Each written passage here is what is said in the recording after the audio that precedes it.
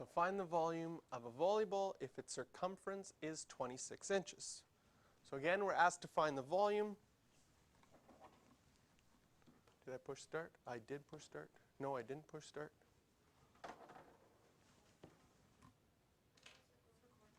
It is recording? Oh.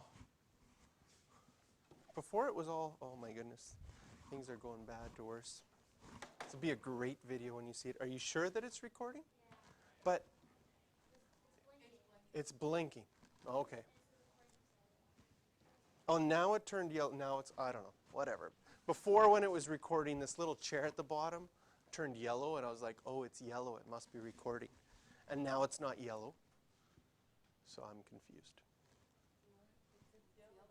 But it's like not yellow, yellow.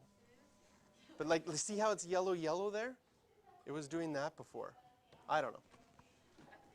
Okay. Maybe I'm just going crazy. This will be a wonderful video to watch later. Okay. We've got a volume of a volleyball, and we got 4/3 pi r cubed is our formula. So often, anytime you have a formula, I take the time to write out the formula. Even though I know I might be able to plug some things in early, I write it out first. Now, I need the radius in order to figure out the volume. This question tells me the circumference. So I can't use the formula yet. However, because I have circumference off to the side here, I say, do I know any formulas with circumference? Circumference is pi times diameter, or 2 pi times the radius. And now I have a relationship between circumference and radius. Hi, could you please excuse Yasmin Saltani? Yeah, she'll be right down. Be a very entertaining video. Okay, so in this case, we know the circumference is 26.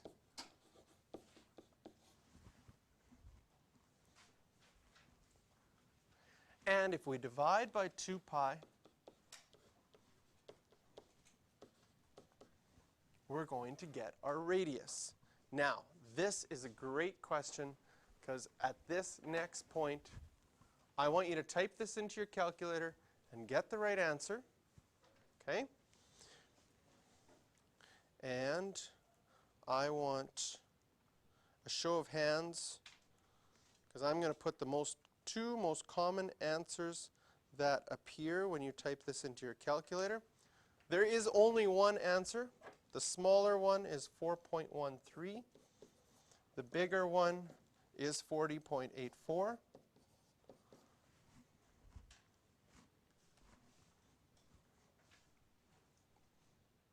And if you got another one different than that, then you did something wrong again. Well, now, one of those is right and one of those is wrong. So type it into your calculator the way that you think you would do it on a test or a quiz. And did you get one of those two answers? Okay. Everybody got one of those two answers. Okay.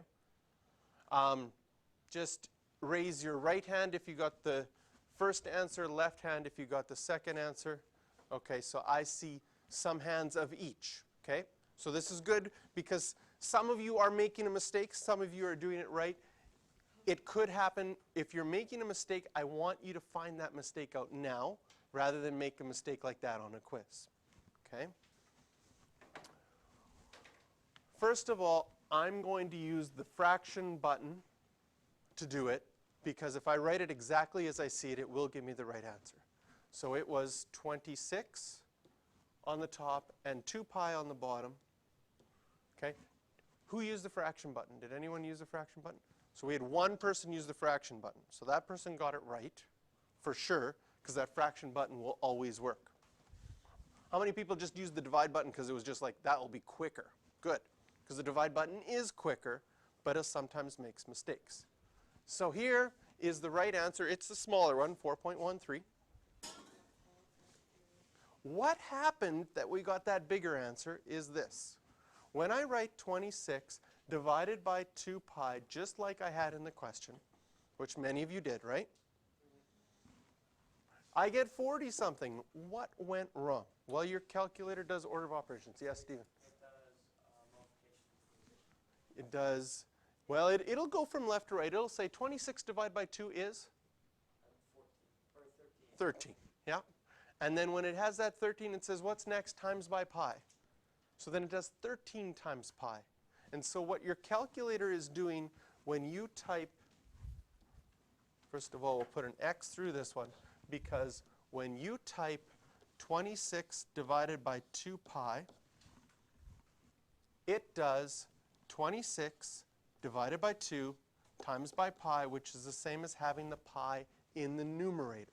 Yes? Would it make more sense if we did 2 times pi divided by whatever that answer is? And then do 26 divided by answer? Yeah. That would work. Or if you have more than one thing on the bottom of a fraction, you're going to need brackets to divide by both. So if you had done 26 divided by bracket 2 pi, you'll get the right answer. Because then it will tell, the calculator will say, I know both of those things need to be on the bottom of my fraction. So using the fraction button is awesome because you'll never run into that mistake. But this is, you hit the alpha button because it's one of your functions. So alpha F1, and then just push enter. And that'll get your fraction button. Okay. Very handy button. So now let's go back to our question. We did find out our radius was 4.13. Now we can take our formula and plug in the radius.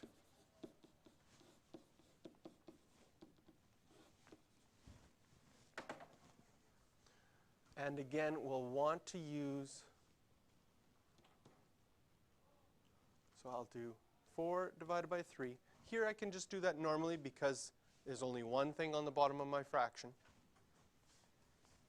Pi, and then my radius, I'm going to use the answer that I had from before and cube it. 296.8 is approximately the volume.